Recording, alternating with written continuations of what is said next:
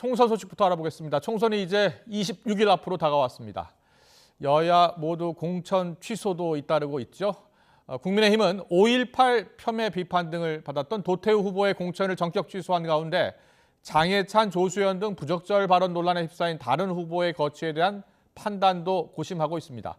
민주당은 막말로 물의를 빚은 정봉주 전 의원의 공천을 취소했는데 이재명 대표의 살만하면 2번을 찍든가 집에서 쉬라는 발언이 다시 논란의 중심에 섰습니다. 국회 연결해 알아봅니다. 이준엽 기자.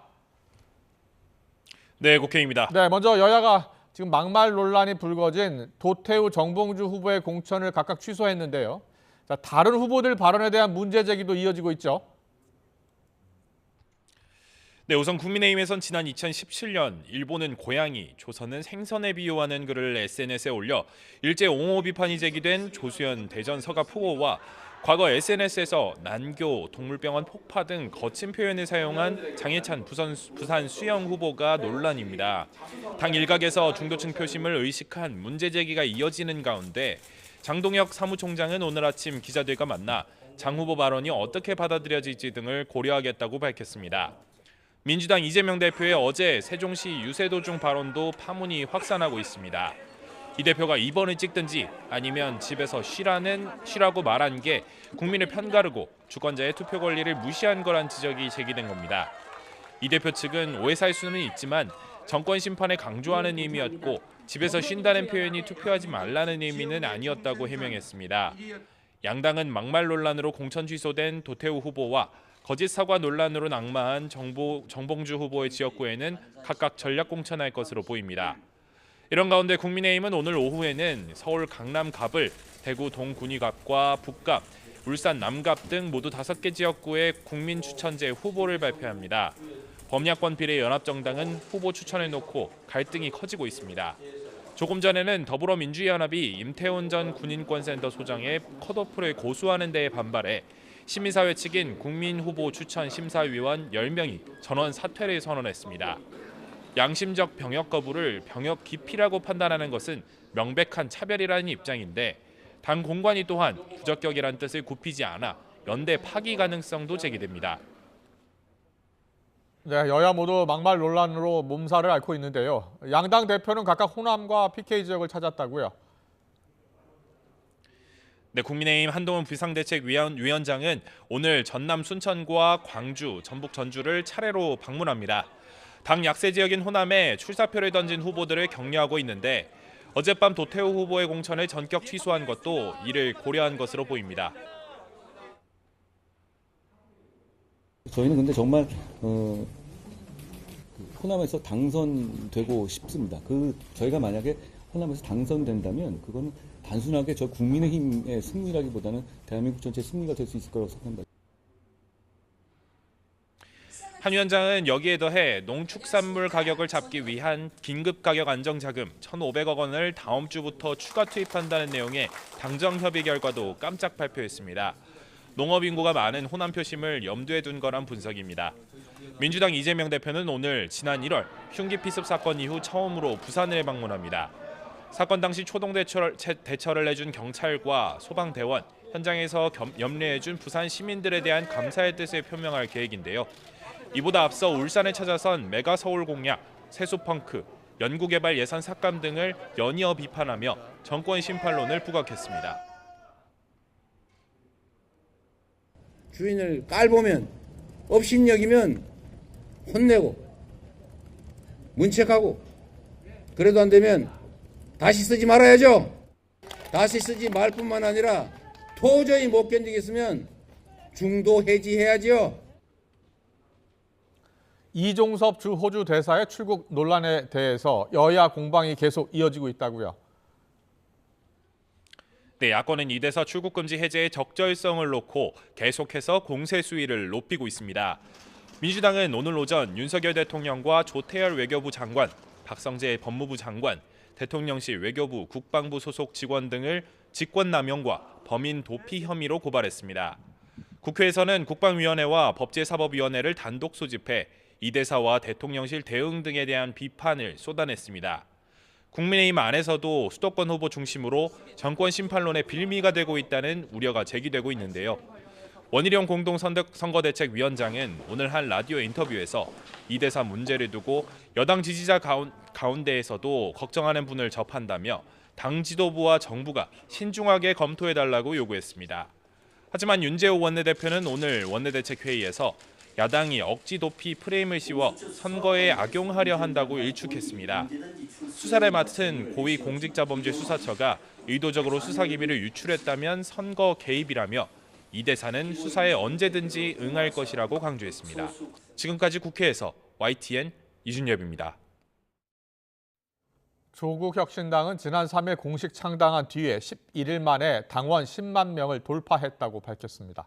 조국혁신당은 오늘 보도자료에서 어젯밤 11시쯤 신규 당원이 10만 1,000명을 넘었다고 설명했습니다. 이어 IT 기술에 익숙하지 않은 세대를 위해 종이 입당을 체계적으로 준비하는 등 더 많은 사람이 함께할 수 있게 하겠다고 덧붙였습니다.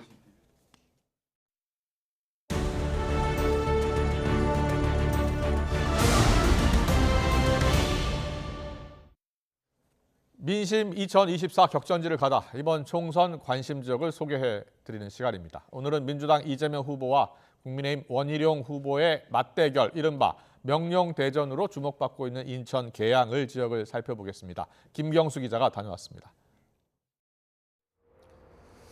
지금 제 뒤로 보이는 물길은 한강과 인천 앞바다를 잇는 운하 아라뱃길입니다.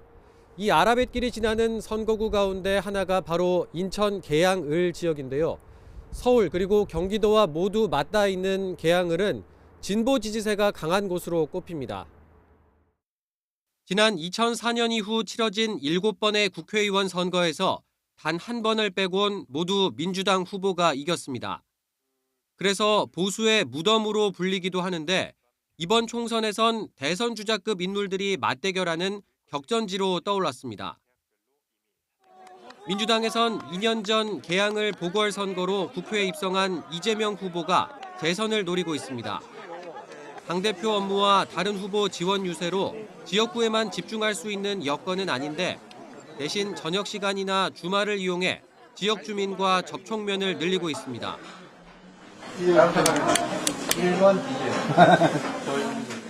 계양 테크노밸리를 첨단 산업단지로 지정하고 철도망을 구축해 대기업을 유치하겠다는 공약도 내걸었습니다. 제가 당대표로서 역할을 하면서도 지역을 충실하게 챙겨 나가겠다는 말씀 드리면서 또 당대표로서 하는 일이 우리 계양을 지역 발전에 훨씬 더 도움이 되는 요소도 있다는 점을 우리 주민들께서 이해해 주시면 고맙겠습니다. 자신을 잡겠다며 도전장을 낸 원희룡 전 국토부 장관과 선의의 경쟁을 공언했지만 견제구도 잊지 않았습니다. 잘 가려내 주실 걸로 믿습니다. 말로 하는 화려한 언사, 언변이 아니라 결국은 지금까지 무엇을 했는가, 주어진 권한으로 과연 국민과 국가를 위해서 일했는지를 판단해 보시면 이재명 저격수를 자처한 원희룡 국민의힘 후보는 인천 출신 축구선수 이천수 씨와 바닥 민심 잡기에 집중하고 있습니다. 몇 학년? 2학년. 야, 2학년도 의젓하네. 안녕하세요. 수도권 광역 급행철도 GTX D 노선이 멈추는 역을 추가로 만들고 노후주택 재개발과 재건축을 신속하게 추진하겠다고 약속했습니다. 그동안 제자리에 머문 지역 발전을 이끌 적임자는 자신이라고 강조하고 있습니다. 일 안 해도 찍어주니까 지역 발전이 25년 동안 잃어버린 시간이 되었습니다. 그래서 제가 국토부 장관으로서의 경험 그리고 저는 약속은 확실히 지켜내는 추진력을 갖고 있는 사람입니다. 또 지역 분위기가 달라지고 있다며 이재명 후보가 쉽지 않은 선거를 하게 될 거라고 자신했습니다. 주민들의 평가가 매우 따갑기 때문에 아마 이번 선거는 뭐 당만 보고 찍는 게 아니라 임자를 제대로 만난 그런 선거를 치러야 될 거라고 생각합니다. 두 자릿수였던 두 후보 지지율 격차가 최근 한 자릿수로 좁혀졌다는 여론조사가 나오면서 이른바 명룡대전의 주목도는 더욱 높아졌습니다. 이재명 후보와 대장동 악연으로 묶인 유동규 전 성남도시개발공사 본부장의 출마도 이목을 끄는 가운데 이번에 일부 조정된 선거구가 변수입니다. 21대 총선 때 보수 진영 후보가 상대적으로 선전했던 계산 1동과 3동이 개항을에서 빠지고 민주당 지지세가 강한 작전 서운동이 새로 편입된 겁니다. 또 한 번 전국적 관심을 받게 된 개항을 지역 주민들의 표심은 엇갈리고 있습니다. 이재명 대표님이 잘해주실 분으로 믿고 그래도 하시던 분이 더 잘하신다고 저는 생각하고 적극적으로 지지하는 바입니다. 네, 원희룡 씨. 좀 참신한 것 같아요. 예, 뭐 과거의 경력도 캐리어도 화려하지만은 자기 소신 지키고 하는 사람 같아요. 당 그런 거보다는 그 공약이 좀 현실 가능성 있는 공약인지 보고 그것을 좀 이루어냈던 그런 사람인지 그런 걸 좀 중점으로 보려고 하고 있습니다. 인천 개항을 선거가 총선 전체 판세뿐만 아니라 이재명, 원희룡 두 사람의 정치적 명운을 가를 거란 평가가 적지 않습니다. 오는 4월 10일 유권자들은 누구의 손을 들어줄지 관심이 쏠립니다. YTN 김경수입니다. 윤석열 대통령의 지지율이 하락해 36%를 기록했다는 여론조사 결과가 나왔습니다. 한국갤럽이 지난 12일부터 사흘간 전국 만 18세 이상 1,002명에게 물은 결과 윤 대통령의 직무수행 긍정평가는 36%, 부정평가는 57%로 나타났습니다. 긍정평가는 전주보다 3%포인트 떨어진 반면 부정평가는 3%포인트 올랐습니다. 정당 지지도는 국민의힘이 37%로 전주와 같았고 더불어민주당은 1%포인트 오른 32%로 집계됐습니다. 지지하는 층이 없는 무당층은 17%였습니다. 이번 총선의 비례대표 정당 투표에서 어느 정당을 선택할지에 대해선 국민의 미래가 34%로 가장 많은 응답을 받았고 더불어민주연합이 24%, 조국혁신당이 19%로 뒤를 이었습니다. 정부의 의과대학 입학 정원 증원에 대한 의견을 물은 결과 정부 안대로 2,000명 정원 확대를 추진해야 한다는 응답은 47%, 규모와 시기를 조정한 중재안을 마련해야 한다는 응답은 41%를 각각 차지했습니다. 자세한 내용은 중앙선거 여론조사 심의위원회나 한국갤럽조사연구소 홈페이지를 참조하면 됩니다. 네, 전국이 집단 사직 사태가 한 달 가까이 이어지는 가운데 의대 교수들마저 집단 사직 여부를 놓고 오늘 저녁 회의를 열어 결정합니다. 정부는 전공의와 의대생을 설득해야 할 교수들이 환자를 떠나 집단 행동을 하는 걸 국민들이 이해할 수 없을 것이라고 압박하고 있는데요. 취재기자 연결해서 자세한 소식 알아보겠습니다. 조용성 기자. 네, 사회정책부입니다. 네, 의대 교수들이 사직을 논의하는 회의 언제 열립니까? 네, 서울대와 연세대, 울산대 등 전국 24개 의대 교수들의 비대위의 연합은 오늘 저녁 7시에 온라인으로 회의를 열고 집단 사직 여부를 결론 낼 예정입니다. 전공의들이 집단 행동으로 환자 곁을 떠난 지 만 4주에 가까워지고 있는 가운데 의과대학 교수들까지 집단으로 사직할지 여부가 오늘 밤 결정되는 겁니다. 이 가운데 서울대와 울산대 등 일부 의과대 교수 비대위는 각 대학별로 이미 사직 결의를 마친 곳도 있습니다. 서울대학교 의과대학 교수들은 정부가 이번 주말까지 전공의 복귀를 위한 방안을 내놓지 않는다면 18일에 집단 사직하겠다고 밝힌 상태입니다. 의대생 복귀를 위해 정부가 적극 대화하지 않으면 학교를 떠난다고 했던 교수들이 오늘 회의에서 집단 사직에 들어간다면 구체적인 행동 시기와 방식에 대한 논의도 이뤄질 것으로 보입니다. 비상경영 체제인 대학 종합병원에서 교수들마저 병원을 떠난다면 심각한 의료 차질이 불가피해 보입니다. 정부는 교수들마저 환자 곁을 떠나는 것은 국민이 이해하지 못할 것이라며 사직 대신 전공의들이 돌아오도록 설득해달라고 촉구했습니다. 조규홍 보건복지부 장관 발언 직접 들어보겠습니다.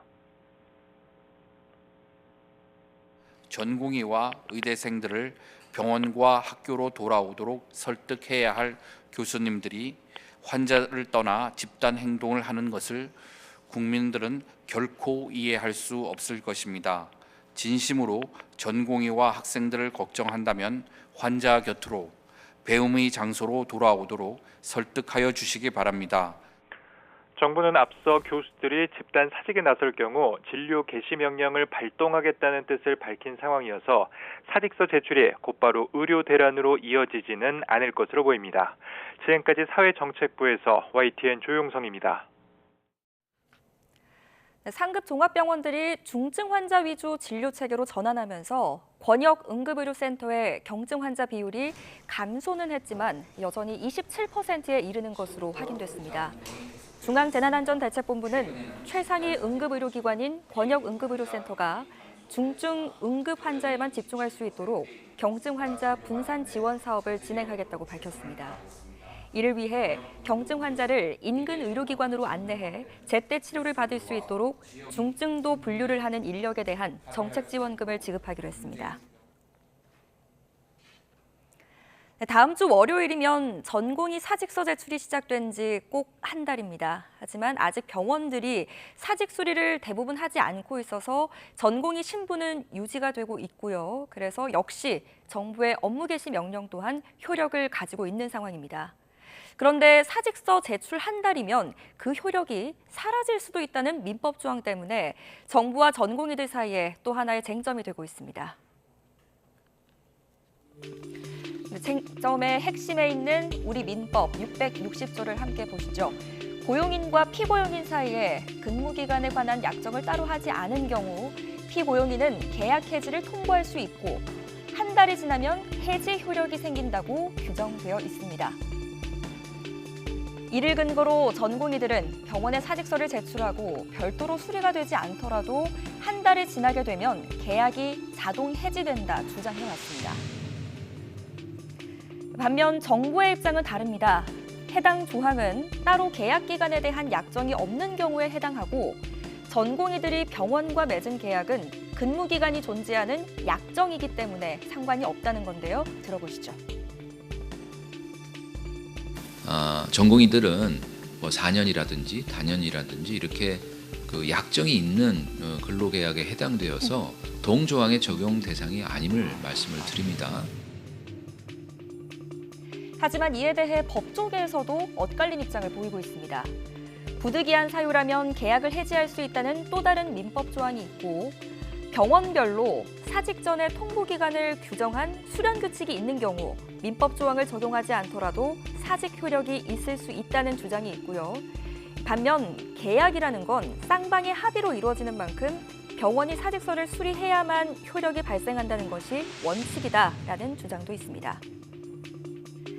실제로 사직이 무산돼서 전공의들의 신분이 유지되면 업무 개시 명령 또한 유효하고 다른 병원에서 근무하거나 개원하는 것도 불가능합니다.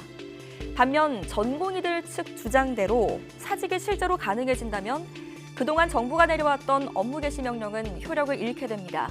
이 때문에 사직서 제출 한 달이 되는 오는 18일을 앞두고 또 다른 법적 공방 가능성이 제기되고 있습니다. 네, 어제에 이어 오늘도 의협 비대위 집행부들이 경찰에 출석해서 조사를 받고 있습니다. 이들은 의대 증원 정책이 총선용이라며 정부가 전향적으로 나서야지 전공의들이 다시 의료 현장으로 돌아올 것이라고 주장했습니다. 직접 들어보시죠. 신임생 2,000명을 정원하는 부분은 현재 저희들이 필소를 기피해야 하는 문제에 대한 해결책이 아니라는 말씀을 다시 한 번 더 드릴 거고 정부도 좀 감정적인 내용보다는 이성적인 방법으로 접근해 주신다면 저희들도 같이 다 함께 노력해서 의료 정상화가 될 수 있도록 최선을 다하도록 하겠습니다. 윤석열 정부가 강력한 공권력의 힘으로 저 이기적인 기득권 의사들을 굴복시킬 것이니 총선에서 투표로 보답해달라. 모두 달라붙어서 의사들 겁주는데 올인하는 나라에 동의하십니까? 올해 입시부터 늘어나는 의대 정원을 어떻게 배분할지를 논의할 의대 정원 배정위원회가 오늘부터 본격 가동됩니다. 교육부와 보건복지부가 공동으로 구성한 의대 정원 배정위원회는 각 대학의 증원 신청 규모와 교육 여건 등을 고려해 배정 인원을 결정할 예정입니다. 앞서 정부는 지역 의대와 미니 의대를 중심으로 의대 정원을 집중 배정할 방침을 강조했습니다. 이에 따라 지역 거점 국립대와 정원이 50명 이하인 비수도권 소규모 의대가 상대적으로 많은 인원을 배정받을 가능성이 큰 상태입니다. 일각에서는 지역 거점 국립대 9곳 가운데 7곳의 의대 정원이 200명으로 대폭 늘어날 것이란 전망도 나옵니다. 성폭력 피해자들을 지원해주는 해바라기 센터라는 곳이 있습니다. 피해가 발생할 경우 법의학적 증거들을 보다 빠르게 수집하는 게 중요한데 최근 전공의들의 진료 이탈 장기화로 곳곳에서 차질이 생기고 있습니다. 유서연 기자가 취재했습니다. 서울경찰청에서 일선 경찰서에 뿌린 공문입니다. 의료계 파업으로 인한 진료 축소로 해바라기 센터 증거 채취에 차질이 발생했다고 적혀 있습니다. 해바라기 센터는 성폭력 피해자 지원을 위해 경찰과 병원, 정부가 협력해 만들었는데 무엇보다 빠른 증거 채취가 핵심 역할로 꼽힙니다. 시간이 지날수록 검출률이 낮아지기 때문입니다. 만약 성폭력 피해 흔적이 입안에도 남았다면 음식도 먹지 않고 도움받는 게 좋다고 권고할 정도입니다. 병원 안에 센터를 마련하고 24시간 대응 체계를 갖춘 이유입니다. 그런데 YTN이 확보한 공문을 보면 서울에 있는 센터 4곳 가운데 3곳이 의료계 파업으로 증거 채취에 어려움을 겪고 있는 것으로 확인됐습니다. 센터 2곳은 아예 검사가 불가하고 한 곳은 오전에만 가능하다고 경찰 관계자는 설명했습니다. 성폭력 증거를 채취할 때 일부 민감한 신체 부위는 반드시 의사의 처치가 필요한데 전공의사직으로 산부인과 등 의료진이 부족해지면서 차질이 생긴 겁니다. 지연으로 인한 추가 피해를 우려해 경찰과 정부도 대응에 나섰습니다. 서울 해바라기 센터에서 검사받지 못한 피해자들을 인계할 수 있게 병원 3곳을 선정했습니다. 실제로 이번에 지정된 은평 인정병원에는 찾아오는 성폭력 피해자가 부쩍 늘었습니다. 한 달에 한 건 올까 말까 하던 증거 채취 문의가 최근 2주 사이에만 4건으로 뛰었습니다.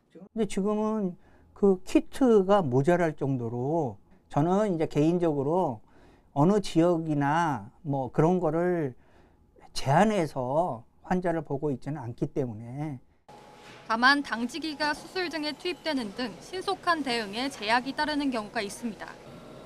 결국 의료 공백 속의 성폭력 피해자는 몸에 남겨진 증거가 사라질까 조바심 내며 또 다른 병원을 찾는 수밖에 없습니다. YTN 유서연입니다. 어제 새벽 경남 통영시 욕지도 남쪽 해상에서 11명이 탄 어선이 침몰해 10명이 구조됐지만 3명이 숨지고 1명은 실종 상태입니다. 이와 관련해서 해경이 침몰 원인을 포함해서 중간 수사 내용을 발표했는데요. 취재기자 연결해 들어보겠습니다. 이명준 기자. 네, 통영해양경찰서입니다. 네, 먼저 어제 발생한 어선 침몰 사고 해경이 원인을 뭐라고 봤습니까? 네, 해경은 어제 새벽 경남 통영시 욕지도 인근 바다에서 어선이 침몰한 원인을 적재불량에서 비롯된 선박 복원력 상실로 추정했습니다. 잡은 어획물을 잘못 보관했다가 배가 무게중심을 잃어 사고가 발생했다는 건데요. 브리핑 내용 들어보겠습니다. 평소보다 많은 어획물을 포획하여 어구 및 어획물을 선미 갑판에 적재한 상태로 이동 중 선미가 좌현으로 기울면서 또 당시 사고 선박은 잡은 정어리를 40톤가량 실은 것으로 추정된다고 덧붙였습니다. 침몰 과정을 정리하면 사고 선박은 평소보다 많은 양의 어획물을 실었습니다. 선원들은 잡은 정어리를 그물째 선미 갑판에 올려놓았습니다. 그러다 배가 왼쪽으로 무게 중심이 쏠리며 기울어 침수됐고 뱃머리가 들린 채 바다 밑으로 가라앉은 겁니다. 원래라면 갑판 아래 어창에 보관해야 하는데요.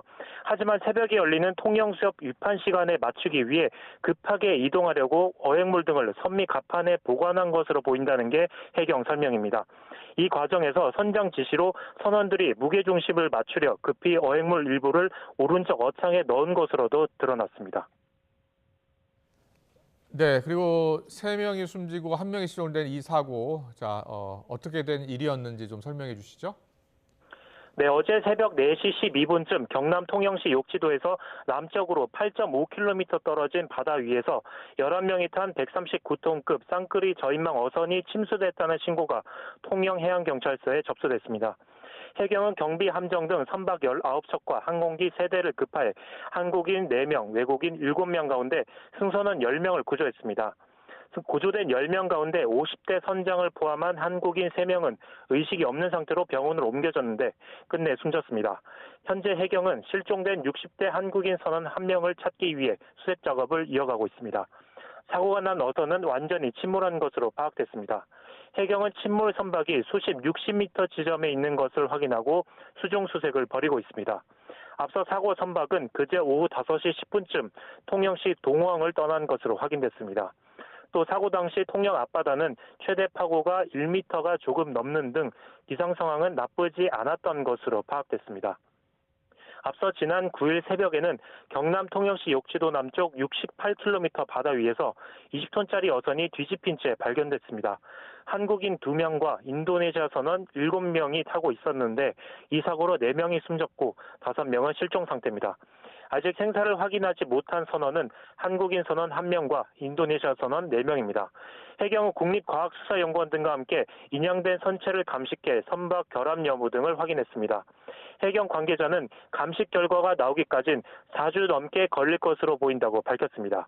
지금까지 통영해양경찰서에서 YTN 임영준입니다. 네, 전기 공급 문제로 운행에 차질을 빚었던 수도권 지하철 3호선 대화에서 구파발 구간 운행이 6시간 만에 재개됐습니다. 경기 고양시 파주시에서 서울로 출근하는 시민들 불편이 컸는데 퇴근길에는 지하철 이용하셔도 되겠습니다. 취재기자 연결합니다. 부장호 기자. 네, 사회부입니다. 네, 3호선 열차 운행이 정상화된 겁니까? 그렇습니다. 코레일은 오늘 오전 10시 10분 기준으로 긴급 복구를 마치고 상하행 열차 운행이 재개됐다고 밝혔습니다. 정전으로 운행 차질이 빚어진 뒤 약 6시간 만입니다. 지금은 3호선 대화에서 구파발역까지 전 구간에서 열차가 정상적으로 다니고 있고요. 퇴근길 열차 이용 문제 없을 전망입니다. 다만 장애 원인 파악을 위해서 오늘 하루 동안 원당역에는 서울 방향 열차가 정차하지 않습니다. 앞서 오늘 새벽 4시 반쯤 경기 고양시 원당역에서 원흥역 구간에서 전기 공급이 끊기는 사고가 났습니다. 사고 여파로 대화역에서 구파발역까지는 한 개선로만 제한적으로 운행됐고 운행 차질이 빚어졌는데 해당 구간을 주로 이용하는 경기 고양과 파주 시민들이 출근길에 큰 불편을 겪었습니다. 지하철을 찾았다가 발길을 돌린 시민들이 주변 버스 정류장과 경의중앙선 등으로 몰리면서 일대에 큰 교통 혼잡이 빚어졌습니다. 그러자 경기 고양시는 서울 구파발까지 버스 노선 연장 운행과 증편, 셔틀버스 동원 등 긴급 대응에 나섰지만 난데없는 출근길 교통난에 시민들의 불편이 컸습니다. 코레일은 열차 이용에 불편을 드려 깊이 사과드린다며 현재 정확한 장애 원인을 여러 각도로 확인하고 있다고 설명했습니다. 지금까지 사회부에서 YTN 부장원입니다. 네, 재력가 행세를 하며 접근한 여성들에게 신체 촬영물을 건네받아 온라인에 퍼뜨린 20대 남성이 경찰에 붙잡혔습니다.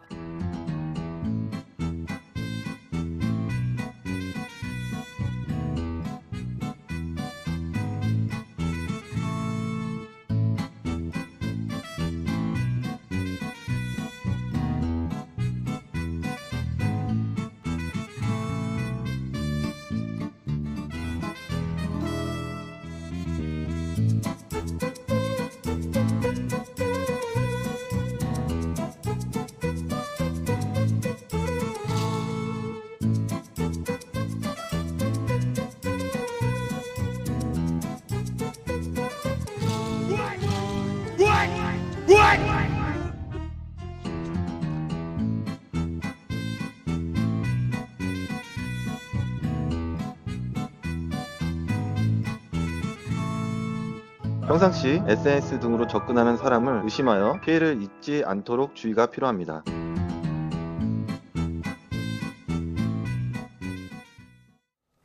네, 지금 영상에서 보신 것처럼 SNS를 통해서 재력을 과시하면서 여성들에게 신체 영상도 요구하고 돈을 뜯어낸 남성, 20대 남성이었는데요. 검찰에 넘겨졌습니다. 네, 자신을 만나면 수억 원을 주겠다고 여성들에게 접근했지만 실제로 파헤쳐봤더니 직업도 또 아무런 경제적 능력도 없는 상태였습니다. 이 20대 남성의 범행 심리는 무엇인지, 그리고 오징어 게임으로 유명세를 탄 배우 오영수 씨의 1심 선고 내용까지 배상훈 프로파일러와 함께 자세히 짚어보겠습니다. 어서 오십시오. 안녕하세요. 안녕하세요. 네. 먼저 저희가 영상으로 좀 정리해서 보여드렸는데 재력가 행세도 하고 저희가 페르소나 이렇게 표현했는데 이제 가면이라는 뜻이잖아요. 그러니까 재력가 행세도 하면서 또 이 중개업 하는 행세도 한 거예요. 그렇죠. 두 가지 역할을 한 거죠. 예, 그러니까 사이버상의 뭐 성매매 포주 역할도 성매매 하고, 포주 역할, 예. 그리고 자신의 어떤 역할을 하면서 1인 2역을 하면서 이렇게 옮겨가게 된 거죠. 그러니까 어떤 여성들한테 누구 만나 보겠느냐? 예, 내가 예. 아주 저기 재력가가 있다. 그럼 그쪽으로 와라라고. 재력가가 있다. 네, 와라 하고 자기가 또 그 행세를 하는. 그래서 그 가면을 쓰고 그러니까 프로필을 바꾸고 예. 그런 형태를 하는데 이 전적으로 다 사이버상에서 이루어졌다는 것이 문제인 거고요. 이 사기 수법 자체가 이게 오프라인이 아니라 온라인에서 벌어지는 형태는 매우 좀 정도가 되게 심하게 들어갈 수 있습니다. 예. 왜 그러냐면은 이런 범죄자들은 보통 화이트아웃 증후군이라고 해서 이제 그런 거 보셨는지 어두운 방 안에서 빛이 요만큼 있는 거기를 확 나가면은 눈이 이제 그러니까 거기에 빠져드는 겁니다. 그렇군요. 예. 그런 형태이기 때문에 예. 화이트아웃 증후군이라고 합니다. 화이트아웃 증후군. 예, 예. 예. 이 밖에 사람이 나가려고 하지 않아요, 그러면? 그렇죠. 왜냐하면 그래서 청소도 안 하고 자신의 이 상태를 아주 낮게 유지하는 그래서 겁니다. 그 방이 그렇게 지저분했던 네, 거군요. 냄새도 나고 쓰레기 더미. 예. 네. 저장강박하고는 좀 다릅니다. 어. 저장강박처럼 보이지만은 네. 예, 그 환경 자체를 이렇게 유지하는 것은 그것 때문에 그렇습니다. 네. 그러면 이 사람이 여러 가지 가면들 중에 특히 재벌이라는 가면을 선택해서 내가 재벌인 마냥 여성들에게 접근하고 또 보니까 닉영이라고 본인을 소개했다고 하더라고요. 근데 이 닉영이라는 닉네임이 영화 속의 싱가포르 재벌 후계자로 나오는 배역이 이름이었다고 하더라고요. 그 유명한 이 심리는 뭘까요? 크레이지 리치 아시안 헐리우드 굉장히 유명했던 예, 예. 거죠. 거의 뭐 말도 안 되는 부자들이 나오는데 네. 그 사람들이 대부분 아시아인이고 그래서 그것을 사실 우리나라만 뿐이 아니라 그런 류의 사기는 미국에서 그 영화 이후로 굉장히 많았습니다. 그런 사람들을 사칭하는 어떤 사람들인 예, 예, 거죠. 예. 그러니까 유형이 나옵니다. 그러니까 일단은 외제차, 범죄 유형. 예, 예. 아주 고급 외제차, 예. 고급 그 건물 같은 거, 거기 그 호텔 같은 거라든가 그런 거 하고 옷 같은 거 이런 것들 그리고 그 다음에 명품들 그걸로 완전히 전혀 다른 형태의 어떤 자아를 만들어냅니다. 네. 그 자아에 왜 제가 화이트아웃 증후군이라면 자신도 빠져듭니다. 그러니까 사기꾼 중에 자기가 빠져들지 않는 사기꾼은 급이 낮은 사기꾼입니다. 그러니까 자기도 거기에 마치 연극에 빠져들듯이 빠져들면은 그것에 대한 감정이 피해자한테 그대로 연결됩니다. 그래서 저들은 몸 자체나 이런 것도 그렇게 하는 겁니다. 본인이 스스로 재력가다 이렇게 생각을 하면서 하는 거예요. 생각을 하는 겁니다. 예. 그래서 요건 리플리 증후군하고 조금 다릅니다. 리플리 증후군 영역에 들어가지만은 그건 완전히 리플리는 오프라인으로 나가서 여기까지를 완전히 바꾸는 거고. 그렇군요. 바꾸지 않는 예. 상태까지를 얘기합니다. SNS 상에서만. 예, 그렇습니다. 예. 자, 그렇다면 그 재력을 과시하려면은 이제 SNS 상에서만 움직이기 때문에 사진도 보여줘야 되고 방법을 보니까요. 앞서 잠깐 사진을 보여드렸는데 저 사진이 그냥 검색을 하면 나오는 사진이래요. 예. 그렇죠. 오랫동안 검색을 해야 됩니다. 근데 이 사람은 한 곳에 꽂혀 있었기 때문에 24시간, 48시간 저걸 계속 검색하면서 자기 자신을 만들어내죠. 지금 나오는 사진인데요. 전용기도 있다 자기가. 예. 근데 저렇게 보여주면은 어떤 분들이 어떻게 속을 수 있느냐. 네, 네. 현물이 아닌데. 근데 문제는 그 대화라든가 저거를 한 2시간 넘게 계속 같이 보면서 대화한다고 생각해 보십시오. 빠져드는. 그럼 내가 저 차를 어떻게 운전하고 저 차 내부는 어떻게 생겼고 전용기는 어떻다 이런 거짓말까지 하겠죠? 거짓말까지 하면서 그 감각도 얘기해 줍니다. 타보니까 멋있고 아주 이런 감각적인 것까지 넘겨주기 때문에 그것에 그 피해자들이 빠져들 수밖에 없는 상황입니다. 그냥 한 번만 하는 것이 아니라 지속적으로 며칠을 반복하면은 피해를 안 당할 수가 없습니다. 범행 수법을 좀 하나하나 볼게요. 자, 그러면 이제 맨 처음에 여성들 접근할 때 불특정 다수한테 접근하는 거예요?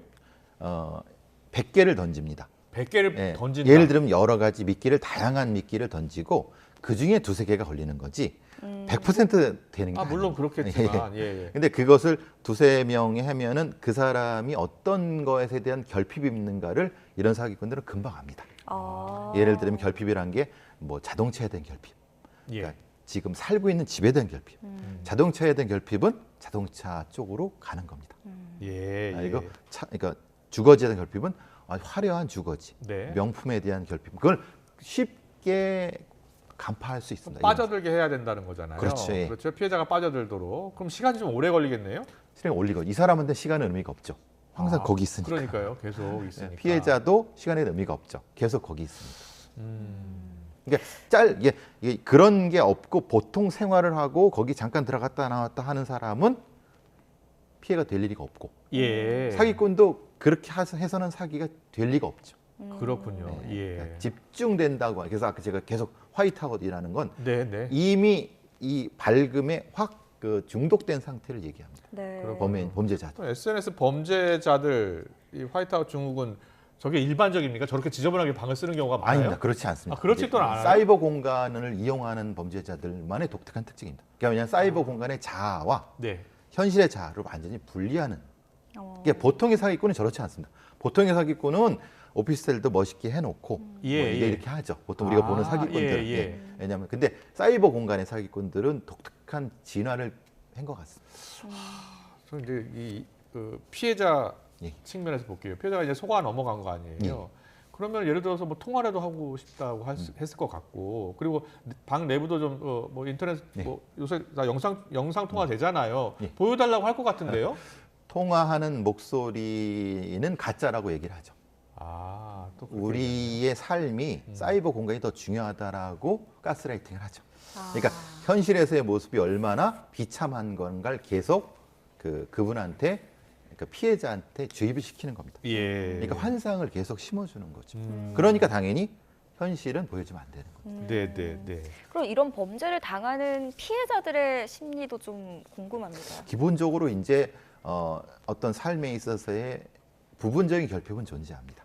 누구나 다 있는 거 아니에요? 어떤 환상적인 그분을 제가 예. 욕하려고 그러는 것이 아니라 인간이 가지고 있는 어떤 그러니까요. 환상적인 것을 이런 범죄자들은 지속적으로 부풀려 줍니다. 그 만족시켜 결핍 준다는 부분을. 거예요. 그러니까 처음에는 어떻게 저게 가능하겠습니까? 이게 며칠이 반복되고 몇 주가 반복되면서 근데 이제 거꾸로 얘기하는 거죠. 네. 사실 내가 뭘 하는데 돈이 갑자기 좀 구멍이 났어. 네. 그러면 거꾸로 내가 그럼 빌려줄까? 이런 식의 얘기를 하지 빌려달라고 하진 않습니다. 그렇군요. 반대죠. 예, 이번 사건 보면서 제2의 전청조 사건을 보는 것 같다.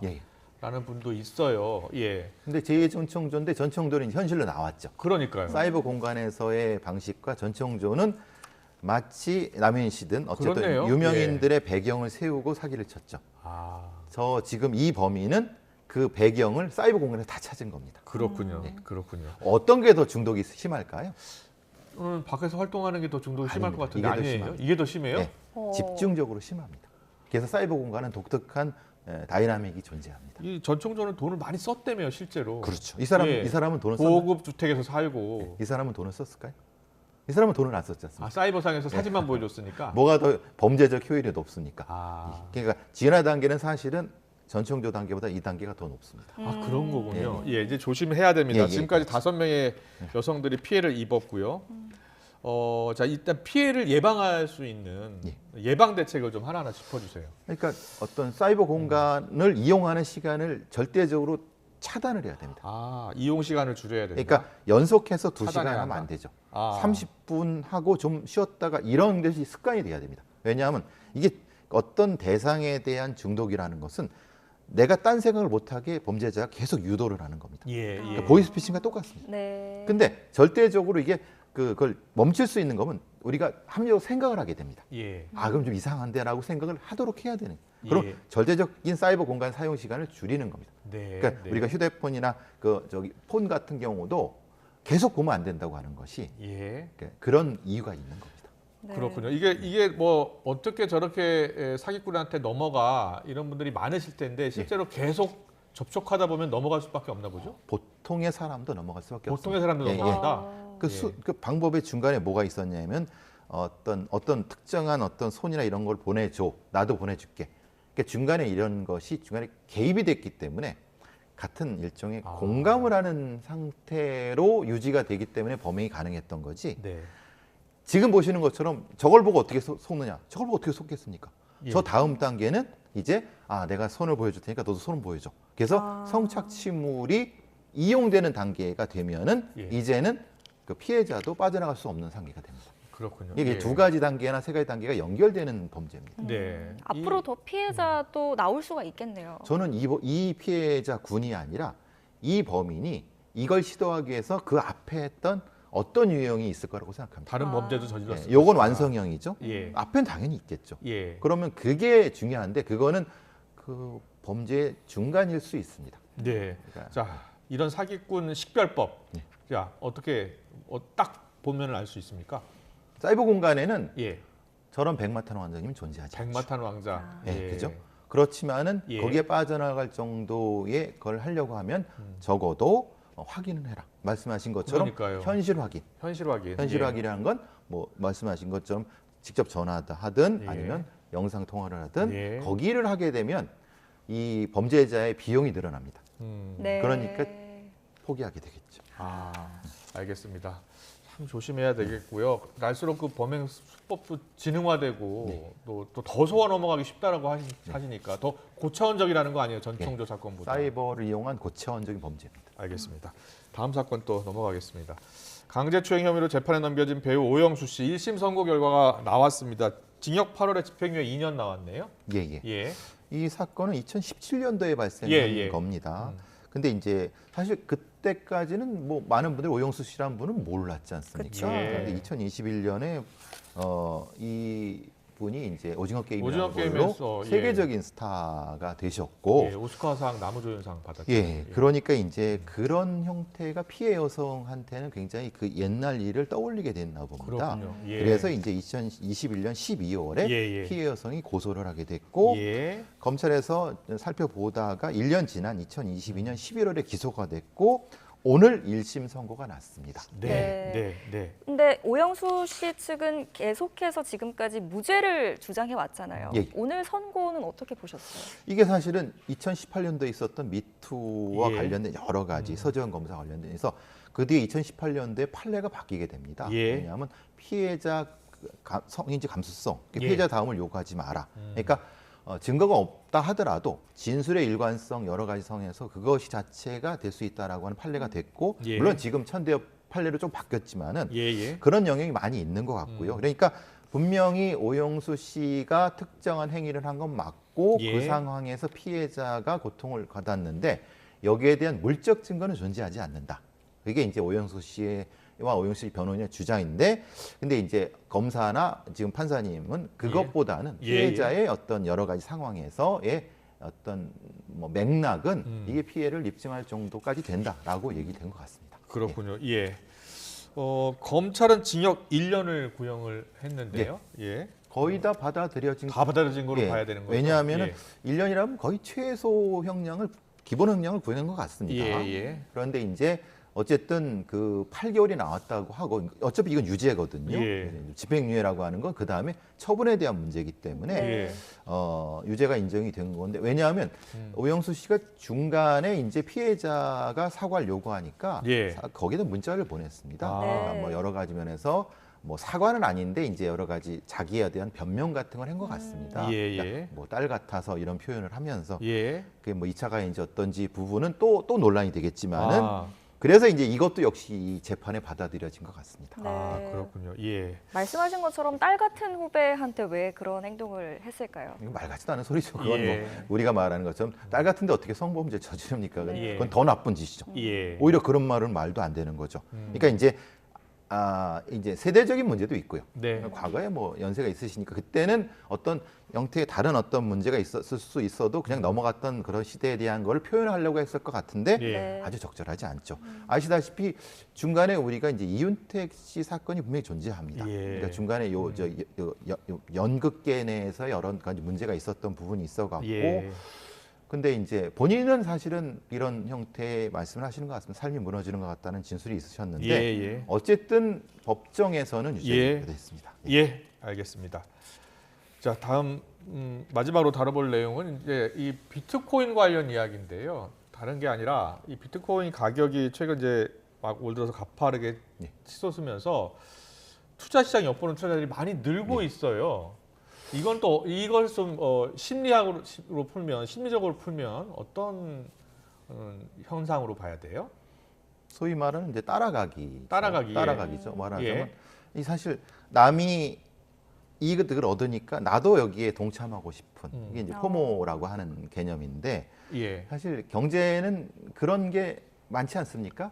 이쪽 영역에서 돈을 벌게 되면 나도 비슷한 형태. 부동산에서 돈 많이 벌었다는 사람이 있으면 나도 부동산 투자 한번 해볼까 이렇게 생각하죠. 제 대학 동기나 고등학교 동기들 중에서 갑자기 단톡방에 내가 어떤 거 했는데 내가 찍어주면서 5천만 원 벌었다 그러면 그 친구들의 뭐 적어도 한 반수 이상은 비슷한 나도 해볼까? 이게 이제 포모가 되는 거죠. 왜냐면 나만 소외될 것 같은 현상. 이게 포모 현상이라고 하거든요. 근데 그거는 그 시점에는 들어가면 1초. 그건 100% 아닙니까? 우리가 다 경험상으로. 그런데도 들어가죠. 근데 들어가게 되면 그거는 앞에 본 사람의 밑을 받쳐주기 때문에 경제적으로는 매우 불리한 선택이라고 합니다. 그래요? 그러니까 이미 그 얘기가 나올 때 들어가면 안 된다는 거죠. 이미 그게 나왔다라고 하는 것 이미 다른 사람들이 다 벌고 나서 들어가면 손해 볼 가능성이 높다. 당연히 그걸 받쳐주는 심리학적으로 봐서는. 근데 이제 가만히 있기에는 뭐가 되냐면 내가 매우 비참해집니다. 왜냐? 그럼 나도 뭐를 해야 되는데. 되는데. 근데 이제 그러려고 하면 또 다른 걸 찾다 보면 똑같은 현상이 반복되는 것이 되는 거죠. 그런 불안감을 느끼는 게 포모 증후군이라는 건가요? 그렇죠. 내가 미싱 아웃. 내가 사라질 것 같은. 저기 뭐 피어 오브 미싱 아웃 이렇게 소외 불안이라고 하는데요. 이렇게 표현이 되죠. 저걸 이용하는 것이 이제 보통의 도박판에서의 그 소위 말하는 타짜들이 이용을 하죠. 저 포모 증후군을 역으로 이용하는 거. 도박꾼들이 이용한다고요? 왜냐하면 그 얘기는 소위 말하는 블러핑을 하지 않습니까? 왜 블러핑을 하겠습니까? 나도 블러핑을 하는데 너도 안 따라오면 너는 못 먹을 거야라고 하는 계속 주입을 하는 거죠. 근데 절대 따라가면 안 되는데 거의 반 이상은 따라오죠. 그래서 경제는 심리라고 하는데 제가 경제학자는 아니지만 경제와 범죄는 사실 맥락이 비슷합니다. 다시요. 경제 심리와 범죄 심리는 맥락이 똑같습니다. 그래요? 어떤 점이 똑같습니까? 가스라이팅 하려고 하면은 이것이 된다고 하는 형태를 가상의 신뢰를 줘야 되지 않습니까? 가상의 신뢰를 주기 위해서는 가상의 어떤 것이 가능성을 지속적으로 주입해 줘야 되는 거죠. 그게 이제 범죄에서는 가스라이팅이 되는 거고 경제에서는 포모가 되는 거죠. 알겠습니다. 이 뭐 도박꾼들이 이용한다고 하니까 되게 조심해야겠네요. 근데 프로파일러는 도박판에 안 불러줍니다. 다 간파하고 파악하고 있으니까요. 그래서 뭐 제가 들어갈 생각도 없지만 심리는 범죄 심리와 비슷합니다. 네, 뭐 알겠습니다. 비트코인 하는 분들이 뭐 많이 늘고는 있는데 그리고 또 비트코인이 실제로 또 좋은 투자 상품이라고 분석하기도 하고요. 그리고 근데 현실적으로 뭐 부정적인 분들도 많이 있죠. 왜냐하면 긍정 부정이 지금 충돌하고 있는 상황이에요. 차라리 그 돈을 현물인 주식에 투자하는 게 낫지 않느냐 얘기도 있지만은 근데 그러기에는 비트코인으로 돈을 번 사람이 너무 많아. 근데 나만 안 벌었어. 이게 포모죠. 저 같은 경우에는 주변에서도 비트코인을 많이들 하니까 나도 한 번쯤 해봐야 되는 건가 이 정도 생각은 포모 증후군까지는 아닌가요? 아니죠. 불안감을 느끼고 뭔가 불안감을 상대적 느끼고, 박탈감을 느껴야지 증후군에 해당하는군요. 그 다음 넘어가시면 안 됩니다. 네. 그 다음 넘어가면 이제 다 잃습니다. 왜냐하면 이때는 먹고 다 도망가죠. 호기심 정도 가지는 건 괜찮다. 그래서 이제 뭘 하냐면 조금만 투자하시라. 각오를 하고 경험은 몇 번의 포모 증후군을 겪은 후에는 이 플럭스되는 시점을 이해하면은 남이 들어가기 전에 들어갔다 빠져나오면 된다. 이렇게 하라는 경제학자들의 조언을 제가 들었는데 저는 돈을 못 벌고 있습니다. 그래요? 알겠습니다. 범죄 심리를 이용한 투자 심리까지 좀 짚어봤습니다. 여기까지 듣겠습니다. 배상원 프로파일러와 함께했습니다. 잘 들었습니다. 잘 들었습니다.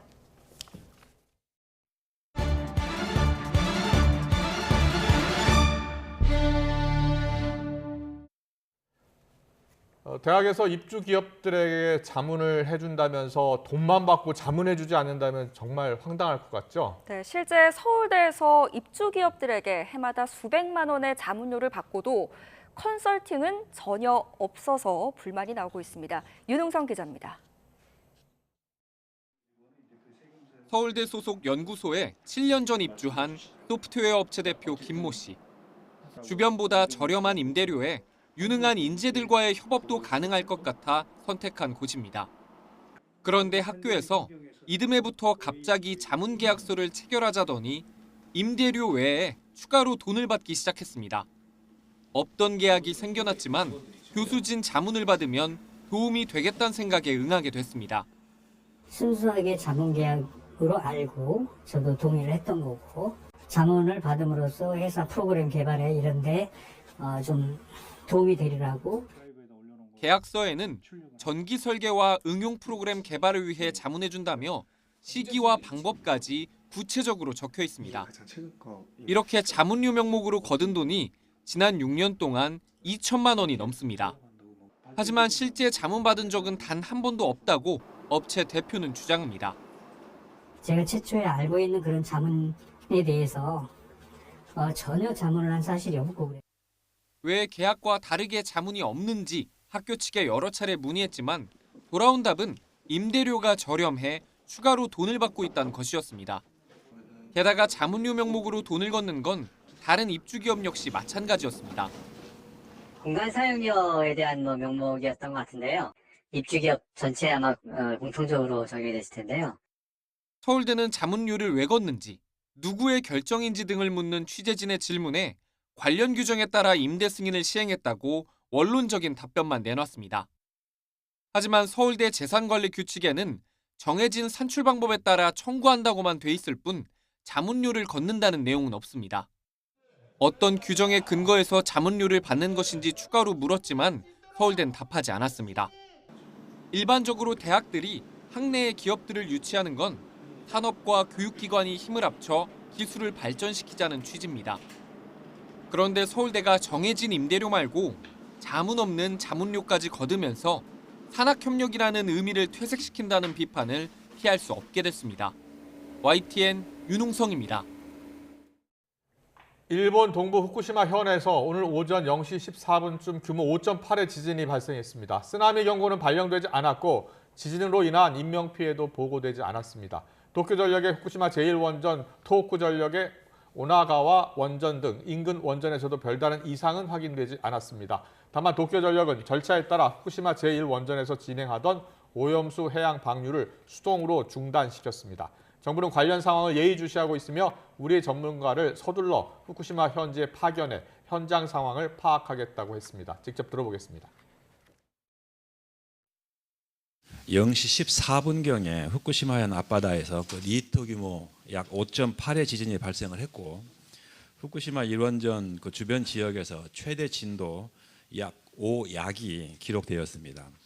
이는 오염수 방류를 중단해야 할 이상 상황에 해당하며 도쿄전력은 0시 33분에 방류를 중단하였고 우리 측에 곧바로 관련 사실을 통보하였습니다.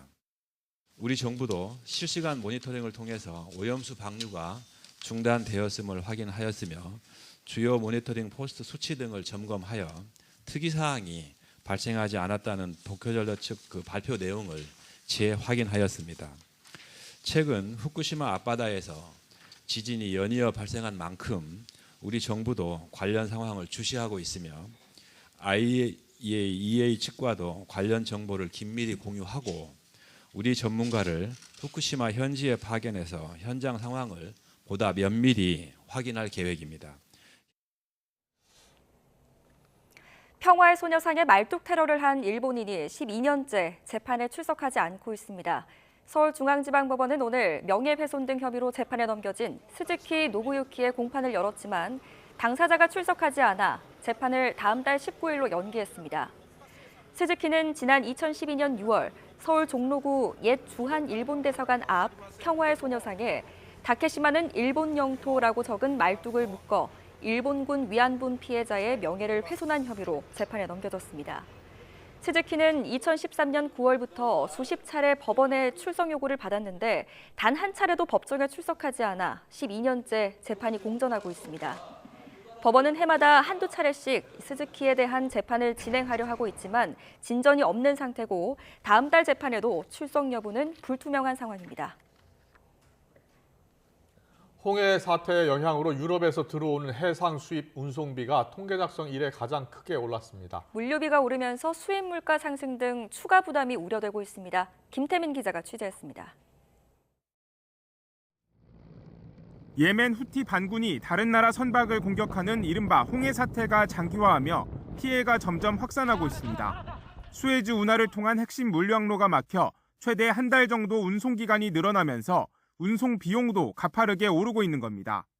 특히 지난달 유럽에서 들어오는 화물의 해상 운송 비용은 한 달 전보다 40% 가까이 훌쩍 뛰어올라 통계 작성 이래 가장 큰 상승폭을 기록했습니다. 해상 운송 수요가 항공으로 넘어가며 유럽발 항공 수입 운송비 역시 26% 넘게 증가했습니다. 미국 서부와 동부, 유럽으로의 해상 수출 비용 역시 꾸준히 오르면서 우리 경제에 부담이 커지고 있습니다. 홍해 사태로 물류에 어려움을 겪고 있다고 답한 수출입 기업은 4곳 중 3곳에 달했고 실제로 지난해 11월 이후 넉 달 동안 유럽으로의 수출 액수는 1년 전보다 10% 넘게 줄어든 걸로 나타났습니다. 물품을 제조하고 나서 수출을 할 경우에 물류비가 뛰면은 그만큼의 어떤 수출 가격 경쟁력이 약화되는 거니까 뭐 중국산하고의 어떤 경쟁에서도 조금 이제 가격 경쟁력 부담이 이제 생길 수가 있는 거죠. 이런 가운데 지난 6일 후티 반군의 공격으로 첫 민간인 사망자가 발생하는 등 홍해 사태는 악화일로를 걷고 있습니다.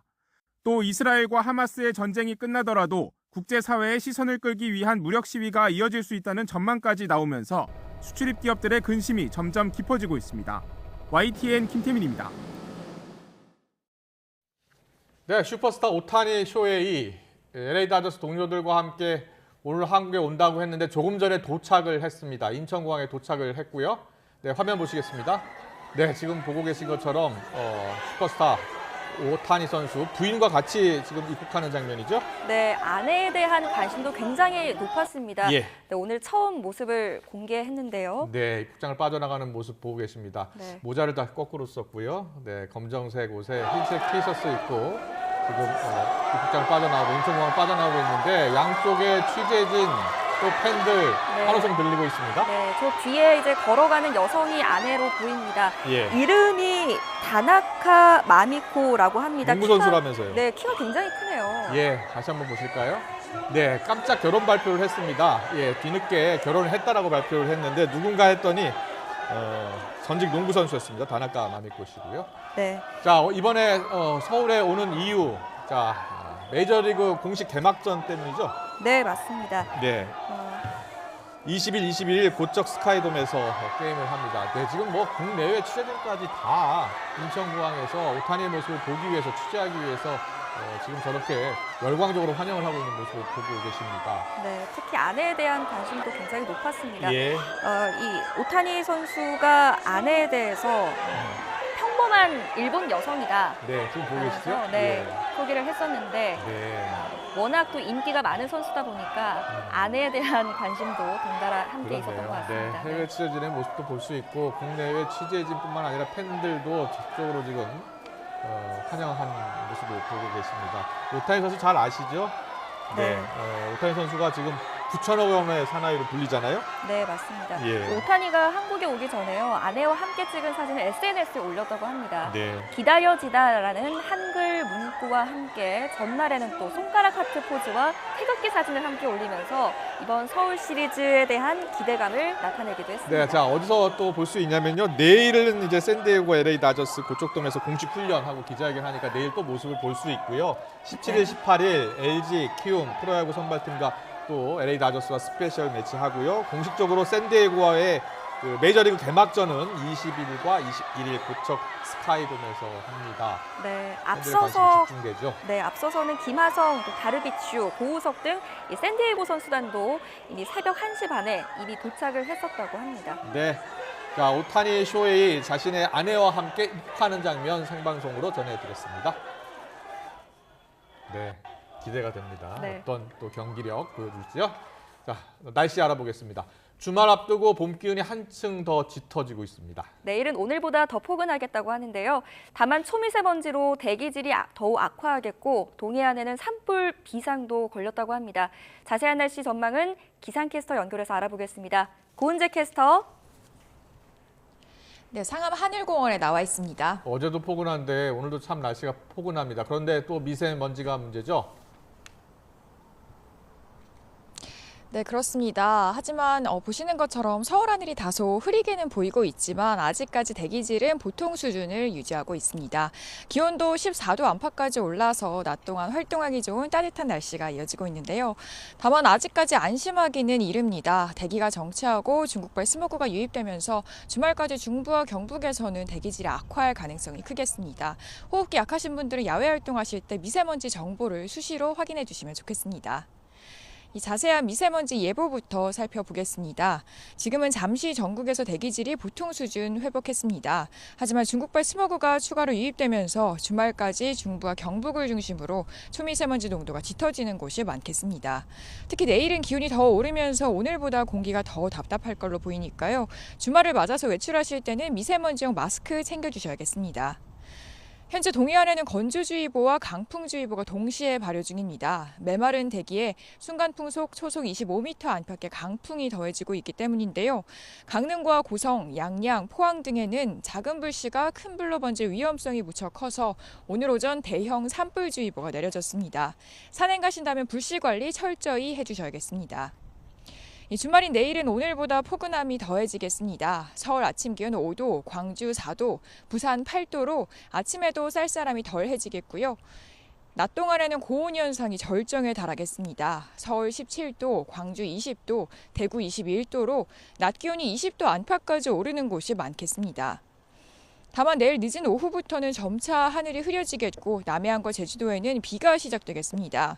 휴일인 모레에는 비가 서울 등 내륙 곳곳으로도 확대하겠는데요. 내리는 양은 내륙에 1에서 5mm로 많지 않겠습니다. 비가 지난 뒤 모레 낮부터는 전국에 돌풍이 불기 시작하겠습니다. 쌀쌀한 바람에 점차 기온이 떨어지겠고 미세먼지도 해소될 전망입니다. 연일 기온이 오름세를 보이면서 낮 동안 따뜻한 날씨가 이어지고 있습니다. 다만 일교차는 15도 안팎까지 크게 벌어지는 만큼 해가 지는 퇴근길 이후에는 날이 금세 쌀쌀해지니까요. 오늘 늦게까지 바깥에 계신다면 겉옷으로 체온 조절해 주시기 바랍니다. 지금까지 YTN 고은재입니다.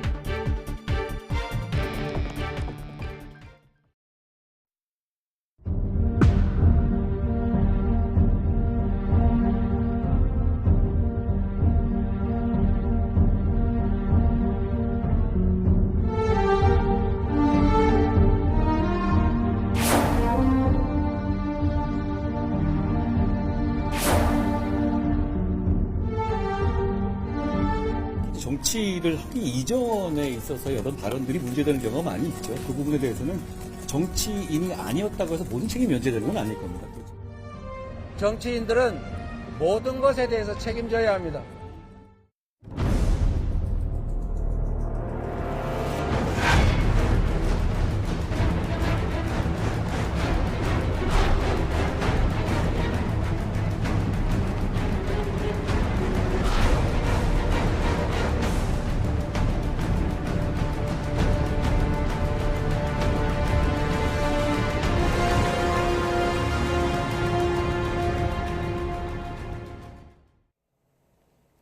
네, 국민의힘이 돈봉투 수수 의혹이 불거진 정우택 의원의 공천을 취소한 데 이어서 5.18 폄훼 발언 논란이 제기된 도태우 후보의 공천도 취소했습니다.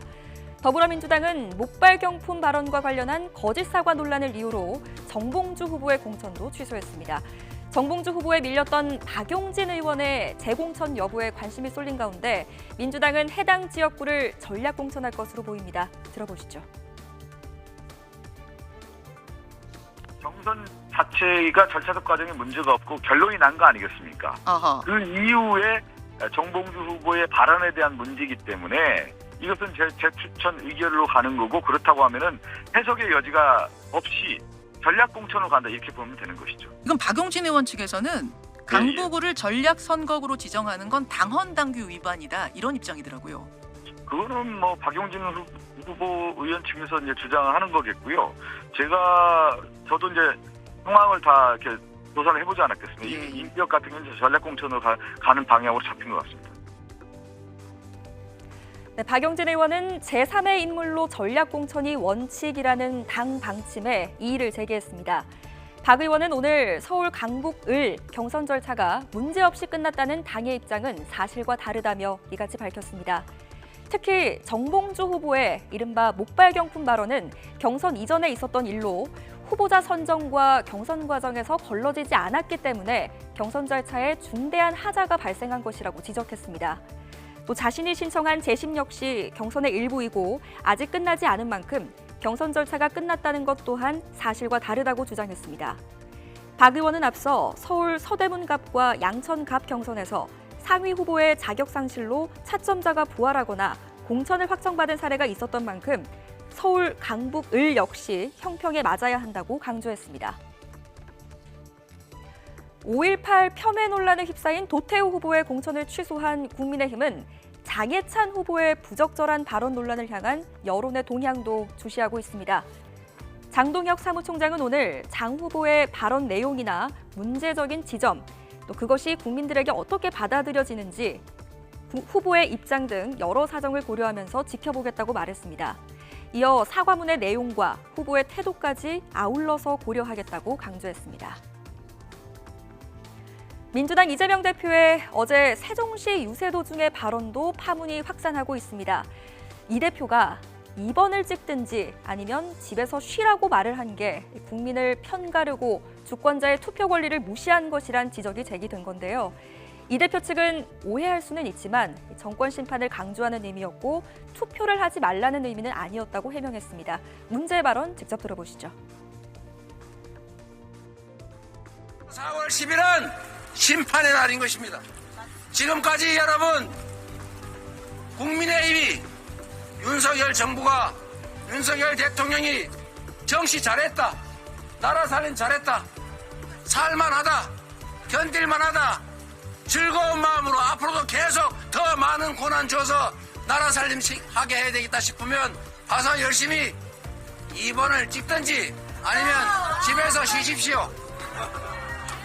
집에서 쉬는 것도 2번을 찍는 것과 같습니다. 현상을 변경하려면 노력을 해야 합니다. 지금의 이 상태를 견딜 수 없다. 못 살겠다. 앞으로 좀 더 다른 길을 가야겠다 생각하면 나가서 행동해야 합니다. 투표해야 합니다. 네, 이 같은 이재명 대표의 발언에 국민의힘은 민주당 망언의 끝판왕은 이 대표다라고 강하게 비판했습니다. 박정하 중앙선거대책위 공보단장은 오늘 공당의 대표이자 대선 후보였던 인물이 국민에게 투표하지 말라고 하는 건 민주주의를 후퇴시키는 데 앞장선 것이라며 이같이 밝혔습니다. 이어 인천에서 이른바 이찍 발언으로 물의를 일으킨 지 일주일도 지나지 않았다며 한 번은 실수, 두 번이면 습관, 세 번이면 인격의 문제라고 덧붙였습니다. 더불어민주당이 주도하는 범야권 비례연합정당 더불어민주연합이 임태훈 전 군인권센터 소장은 비례대표 후보로 부적격하다는 판정을 재차 내리자 임 전 소장을 추천한 시민사회 측이 거세게 반발했습니다. 국민후보추천심사위원회는 오늘 임 전 소장을 또 부적격 판단한 민주연합의 결정을 강력히 규탄한다며 심사위원 10명이 전원 사퇴한다고 밝혔습니다. 이어 해병대원 사망 사건 의혹을 앞장서서 제기해왔던 임 전 소장의 양심적 병역 거부를 병역 기피로 판단해 공천을 배제하는 건 명백한 차별이라고 주장했습니다. 조국혁신당은 지난 3일 공식 창당한 뒤에 11일 만에 당원 10만 명을 돌파했다고 밝혔습니다. 조국혁신당은 어젯밤 11시쯤 신규 당원이 10만 1,000명을 넘었다고 설명했습니다. 이어 IT 기술에 익숙하지 않은 세대를 위해 종이 입당을 체계적으로 준비하는 등 더 많은 사람이 함께할 수 있게 하겠다고 덧붙였습니다. 국민의힘 윤재욱 원내대표는 이종섭 전 국방부 장관에 대한 수사를 진행하는 고위공직자 범죄수사처를 향해 의도적으로 수사 기밀을 흘리고 있다면 심각한 범죄일 뿐 아니라 민주주의를 흔드는 선거 개입이라고 비판했습니다. 윤 원내대표는 오늘 당 원내대책회의에서 수사기관만이 알 수 있는 통화 내용과 또 출국 금지 사실 등이 유출돼 특정 언론이 악의적으로 보도하고 야당이 이를 확대 재생산하는 건 선거 때마다 있어왔던 여론 조작의 과정과 다를 바 없다고 주장하며 이같이 밝혔습니다. 들어보시죠. 야당이 이종섭 대사 관련해서 계속 억지 도피 프레임을 씌워서 선거에 악용하려고 시도하고 있는 것과 관련해서 말씀드리겠습니다. 또 한 가지 유감스러운 것은 수사기관만이 알 수 있는 통화 내역과 출금 사실 등 언론에 이런 사실들이 언론에 유출되어 특정 언론이 악의적으로 보도하고 야당이 이를 받아서 확대 재생산하고 있다는 사실입니다. 선거 때마다 있어온 여론 조작의 과정과 다를 바 없습니다. 네, 국민의힘 원희룡 공동선대위원장은 이종섭 전 국방부 장관의 호주 대사 임명, 출국 논란과 관련해 여당 지지자 중에서도 걱정하는 분들이 있다며 당과 정부에서 신중히 검토해 주길 바란다고 말했습니다. 원 위원장은 오늘 SBS 라디오 인터뷰에서 민주당 이재명 대표의 사법 리스크 회피를 비판하던 입장에서 이 부분이 조금 걸린다는 지적이 있다며 이렇게 밝혔습니다.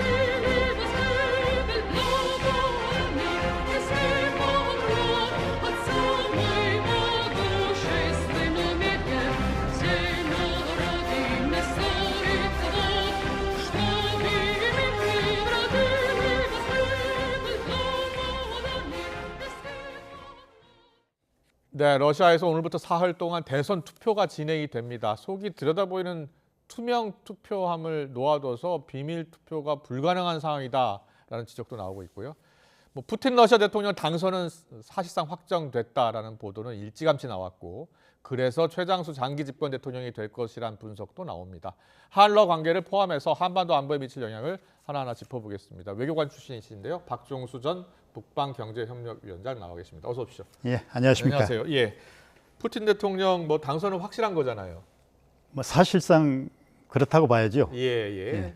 1999년에 사실상 엘신 전 대통령을 대신해서 집권을 한 거나 마찬가지였으니까 지금 24년째고, 그리고 앞으로 이게 임기가 6년이라면서요. 6년이고 연임이 또 가능합니다. 아, 그래요? 그러면 30년 이상 하겠네요? 그렇죠. 예. 푸틴 83세까지 가능하게 돼 있죠. 아, 그렇군요. 네. 예. 근데 지금 오늘 대선에 출마한 다른 후보들도 있긴 있습니까? 예, 3분이 더 있습니다. 3명이요? 예. 어떤 분들이에요? 별로 이제 존재감이 없죠. 존재감이 없는 사람들이에요? 한 명이 더 후보 등록을 하려고 했는데 여기자 출신이거든요. 아, 예. 근데 서류 미비상 등록이 안 됐어요. 그리고 나머지 이제 3분들은 다 해봐야 한 5% 정도 다 받을 정도의 그렇군요. 별로 대항마로서 존재감이 없죠.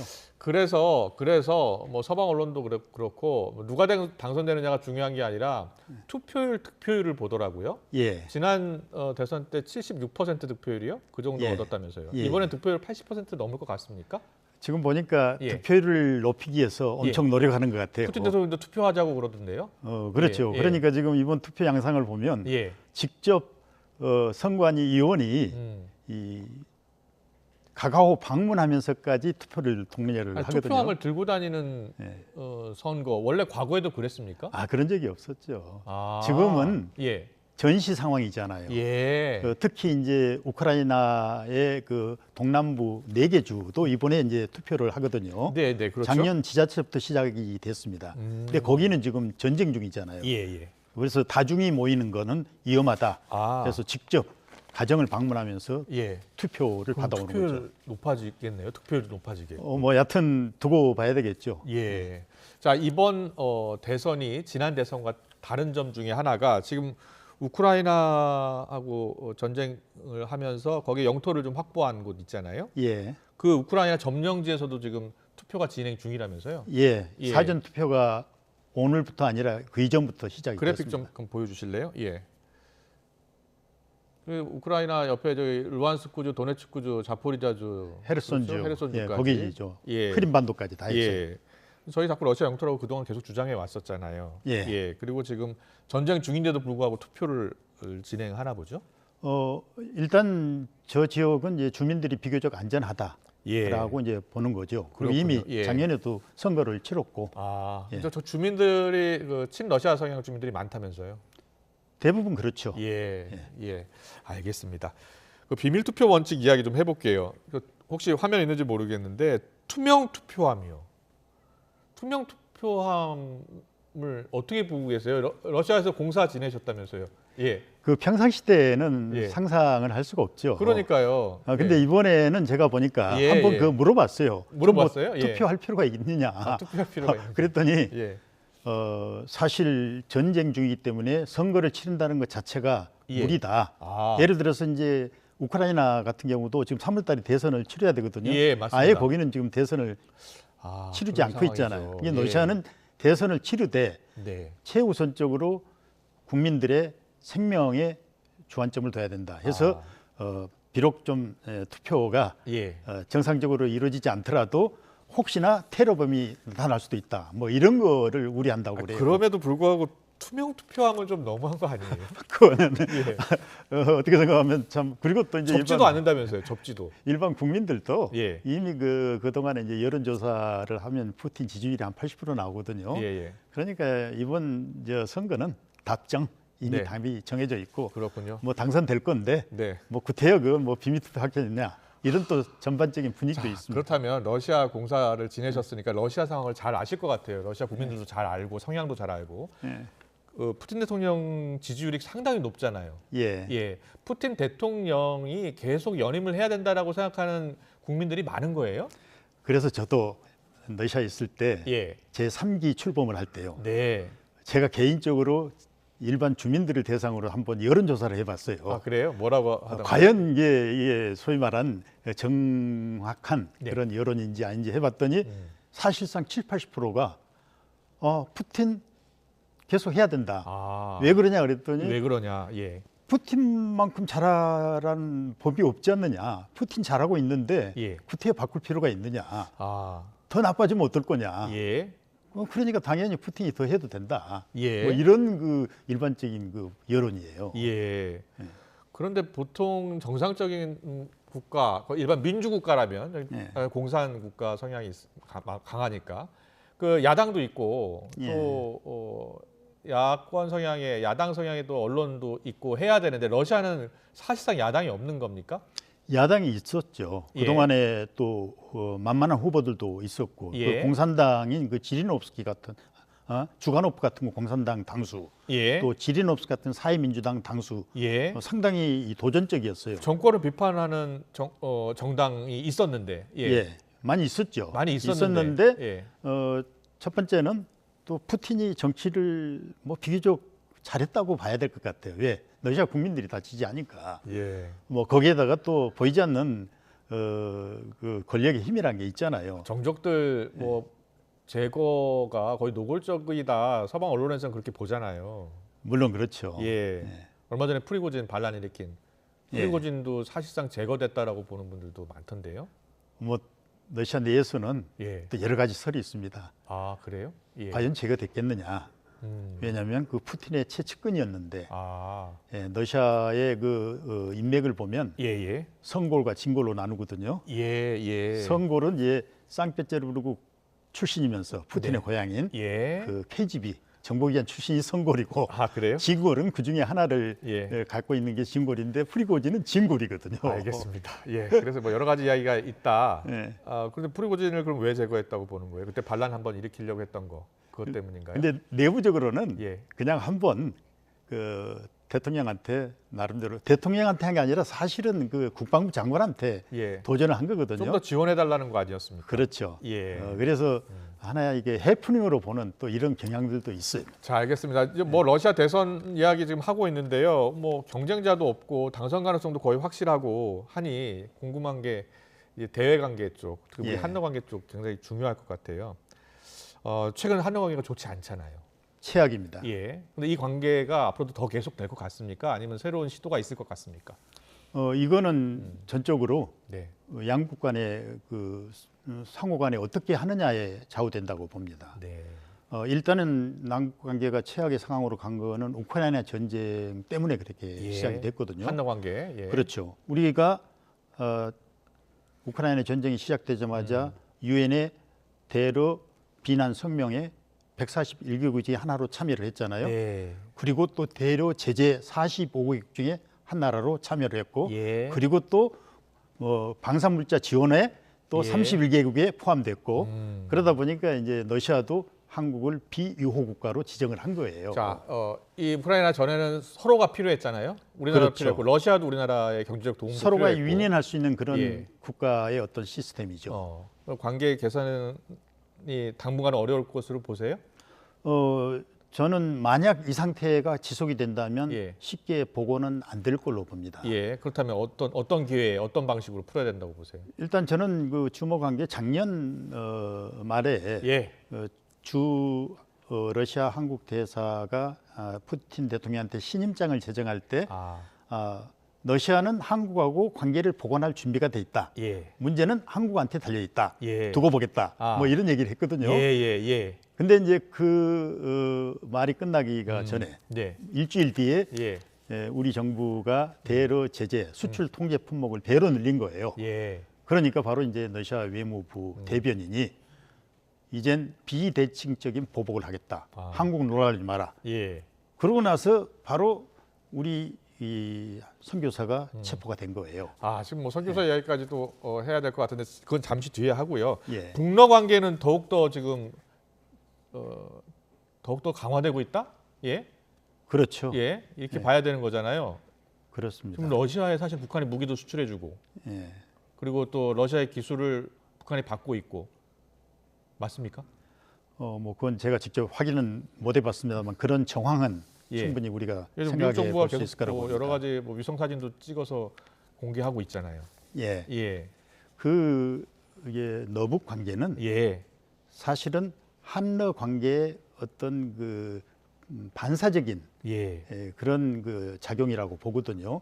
원래 푸틴이 집권하고 대외 정책을 표방을 할 때 한반도에 관한 하는 남북한의 균형 해결을 하겠다는 입장을 밝혔어요. 그리고 이게 문서화돼 있고 그리고 한반도의 평화적인 관리 뭐 이거까지.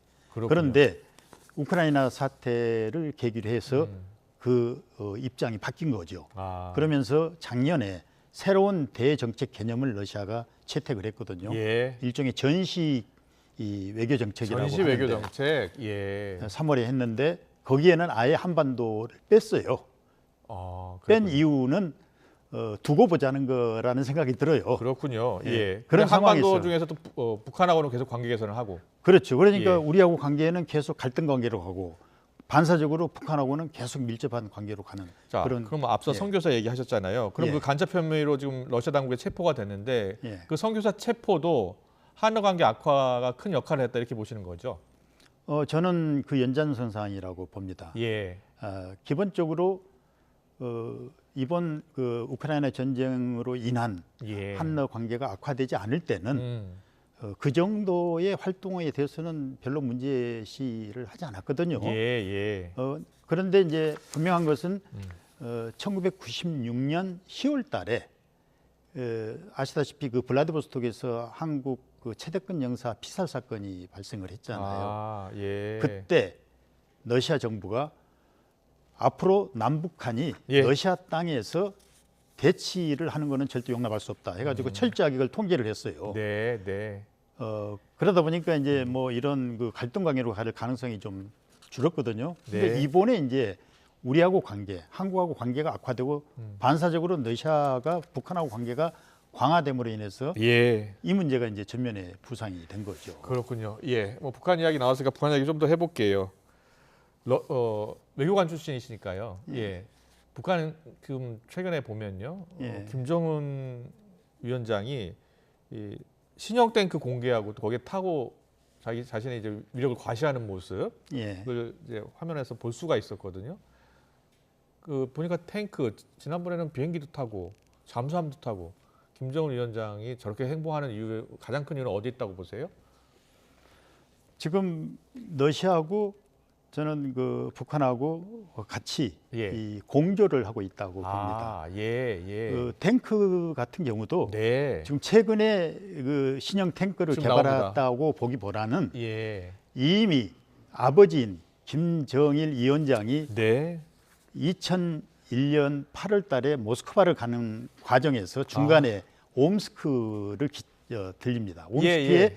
탱크 공장이 있거든요. 그렇군요. 탱크 공장에 무려 40분간 들려서 T-80이라고 최신형 탱크죠. 예. 이거를 도입하겠다고 그랬어요. 아. 근데 도입했는지 안 했는지는 증명을 할 수가 없는데 저는 했을 가능성이 있다고 봅니다. 예. 왜냐하면 그 이전에 북한이 가지고 있는 탱크는 노후화된 T-54하고 예. T-76 예. 두 개거든요. 모르겠습니다. 예. 그래서 이제 최신형인 T-80을 원하는데 그 러시아로부터 T-80이군요. 가져와야 예. 되거든요. 아, 예. 그래서 그때 김정일 위원장이 푸틴 대통령한테 그걸 요구를 했던 거죠. 근데 그랬었군요. 예. 저는 그때 아마 공여를 했지 않았느냐는 게 제 나름대로의 추측입니다. 네, 알겠습니다. 이제 뭐 북러 관계 또 한러 관계까지 짚어봤는데 이제 대통령 푸틴 대통령이 이제 이번에 연임에 성공을 하면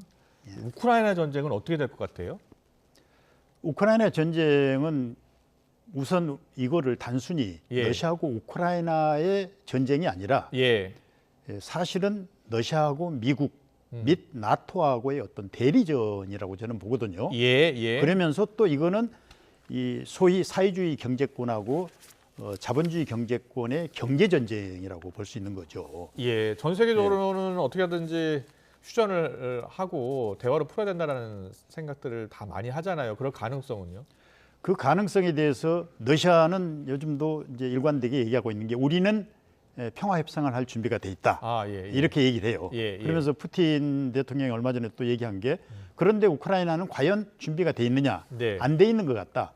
왜 그러냐? 그랬더니 젤렌스키 우크라이나 대통령이 러시아하고 협상은 더 이상 안 하겠다고 아예 영토를 지금 점령해 놓고 있으니까 안 하겠다고 하죠, 당연히. 근데 그거를 이 명문화해 버린 거예요. 그래서 문서로 명문화해서 그거를 빨리 풀지 않고서는 러시아하고 협상은 안 된다고 보는 거죠. 그래서 그것부터 풀어라 그죠. 알겠습니다. 그 미국과의 관계 제가 딱 하나만 질문 더 던질게요. 지금 이제 미국 대선도 11월에 있잖아요.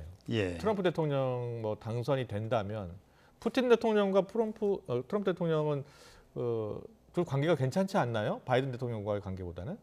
뭐 저는 비교적 좋다고 보는 입장입니다. 만약에 11월에 미국에서 트럼프 대통령이 당선이 된다면, 트럼프 전 대통령이 당선된다면 여러 가지 세계적으로 여러 가지 현안들이 좀 변화를 맞을 수 있을까요? 뭐 이제까지 그 트럼프 대통령 후보죠 지금 후보가 얘기하는 거 보면 전쟁을 바로 중단하겠다. 뭐 이런 걸로 봐서 하지 않겠느냐.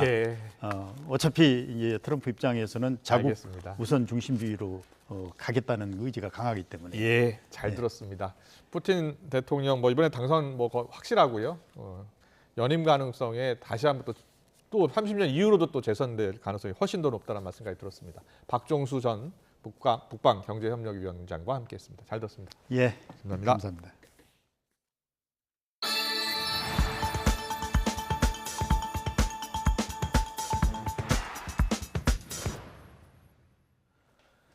다음 달 열릴 예정이던 세계 최정상의 발레리나 스베틀라나 지하로바의 내한 공연이 끝내 취소됐습니다. 친푸틴 논란이 커지면서 반대 여론이 커졌기 때문으로 보이는데 다른 공연으로도 불똥이 튈 조짐입니다.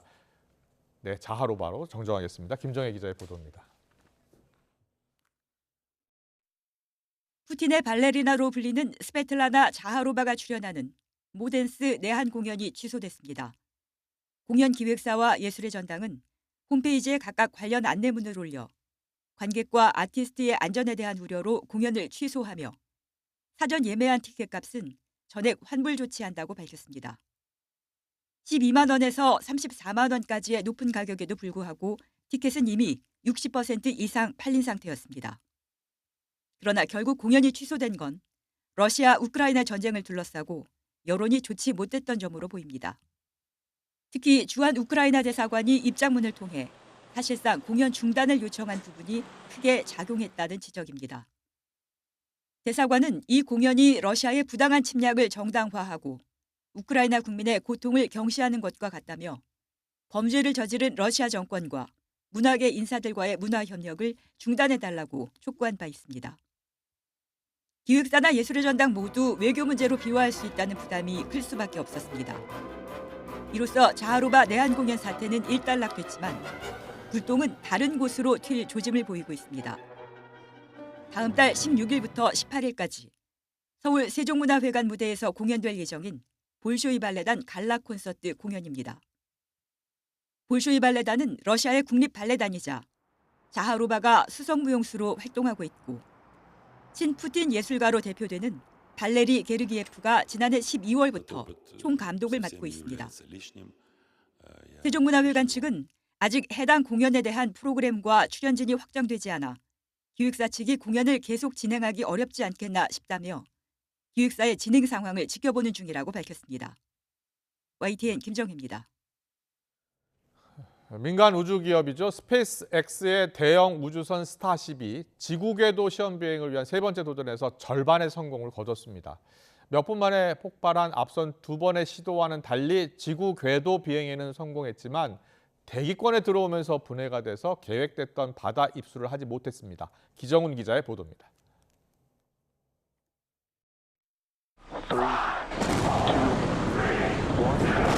스페이스X의 대형 우주선 스타쉽이 힘차게 하늘로 솟구칩니다. 달과 화성 탐사를 위해 개발한 우주선으로 지구궤도 시험 비행 세 번째 도전입니다. 우주선 높이만 50m, 자유의 여신상보다 크고 아랫부분에 슈퍼 헤비 로켓길까지 합치면 높이가 121m나 됩니다. 지난해 두 번의 발사가 모두 몇 분 만에 폭발하면서 보기 어려웠던 우주선 장착 카메라 화면이 선명합니다. And passing supersonic, so we're now moving faster than the speed of sound.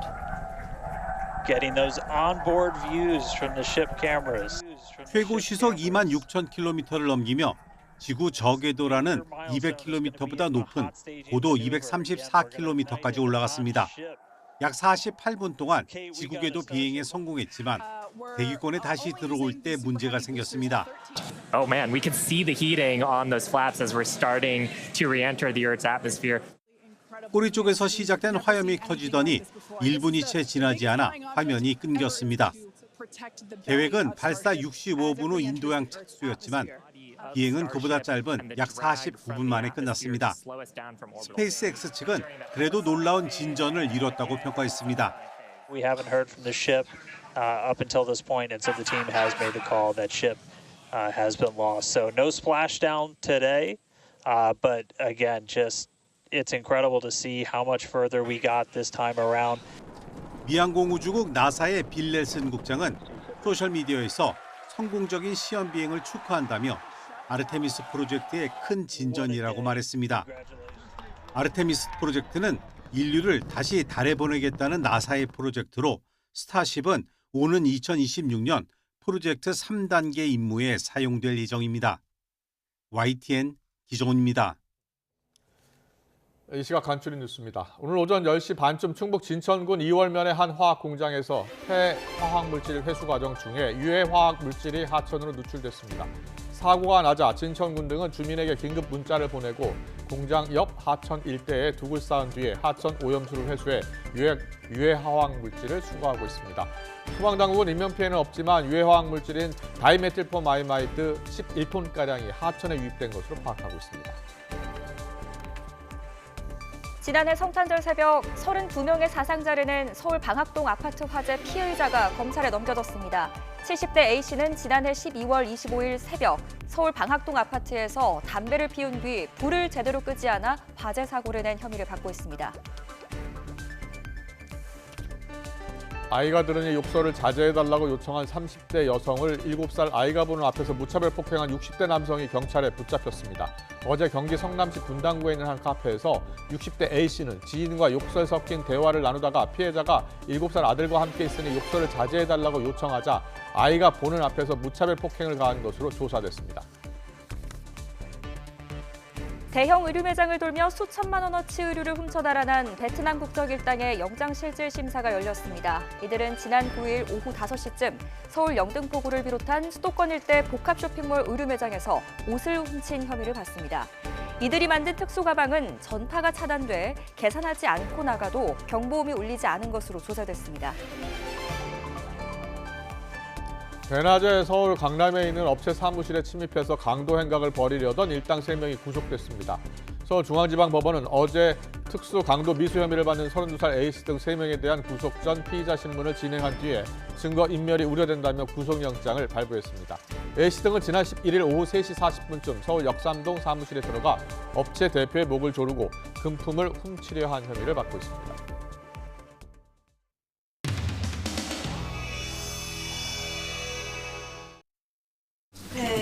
이제 고태우 후보가 국민 눈높이로 공천이 취소되면서 장예찬 전 최고위원 막말하는 공천 취소해야 된다 이런 여론이 있거든요. 수도권 선거에 안 좋다 이런 우려가 많이 나오는데 좀 어떻게 보고 계실까요?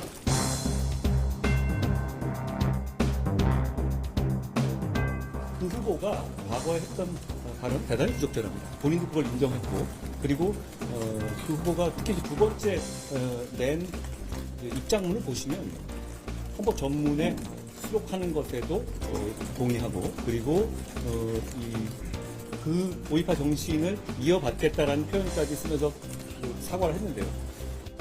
과거 일제 강점기 운동 발언 논란이 있는데 특히 이제 정치를 하기 이전에 있어서 이런 발언들이 문제되는 경우가 많이 있죠. 그 부분에 대해서는 정치인이 아니었다고 해서 모든 책임이 면제되는 건 아닐 겁니다. 그렇지만 정치인으로서 그리고 후보로서 정치를 하려는 사람 입장, 공직을 맡은 사람이 한 발언하고는 아마 여러 가지 그 무게에는 차이가 있을 것이고요. 그렇지만 그 이후에 반성의 정도라든가 여러 가지 점들만 고려해야 된다고 생각합니다. 제가 그 말씀하신 그냥 발행이 안 되는 최소한 내 이득이 어쨌든 국민 눈높이에 맞지 않는 발언들이 선거에 또 민심에 영향을 미치는 것은 틀림없습니다. 그래서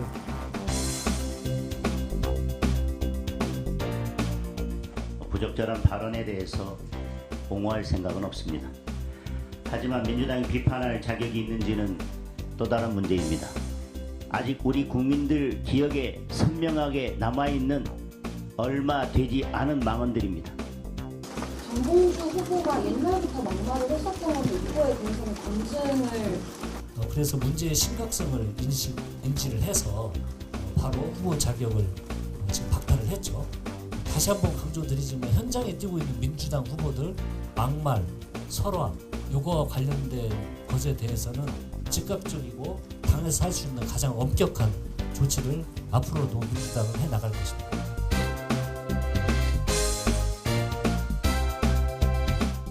반복되는 국민의힘 인사들이 5.18 애국 표명하는 민주주의에 대한 크나큰 도전이다. 제명하라! 제명하라! 제명하라! 대한민국에서 가장 중요한 선거라고 생각합니다. 그래서 그냥 멀리서 지켜볼 수만 없어서 감사합니다. 위원장님 중진희생 요구하셨는데 비례대표 신청하시면서 비례대표 후보는 앞에서 5.18 우리 국민의 혈세를 낭비하고 수고 많으셨어요. 자기 주머니에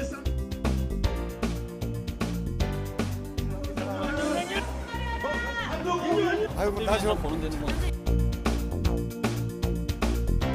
조용히 보내주세요. 부탁합니다. 오늘은 화창한 봄 날씨에 날도 포근해서 야외 활동하기 참 좋습니다. 주말인 내일은 오늘보다 기온이 더 오르겠는데요. 서울 한낮 기온이 17도까지 올라 예년 기온을 5도가량 웃돌면서 포근하겠습니다.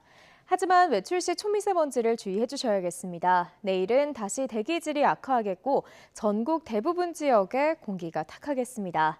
또 동해안 지역은 산불이 비상인데요. 대기가 메마른 가운데 초속 20m 이상의 매우 강한 바람이 불고 있어 산불 등 화재 사고 위험성이 무척 큽니다.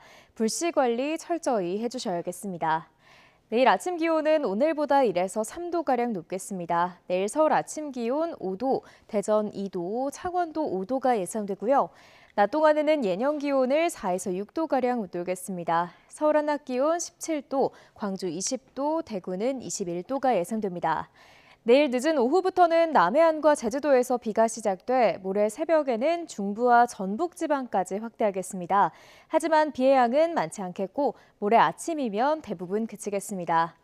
비가 그친 뒤 휴일 낮부터는 찬바람이 불면서 기온이 제자리를 되찾을 전망입니다. 지금까지 날씨 정보였습니다. 이슈를 더 쉽게 전해드리는 더 뉴스 내일은 더 준비하겠습니다. 잠시 후 뉴스큐가 방송됩니다. 시청해주신 여러분 고맙습니다.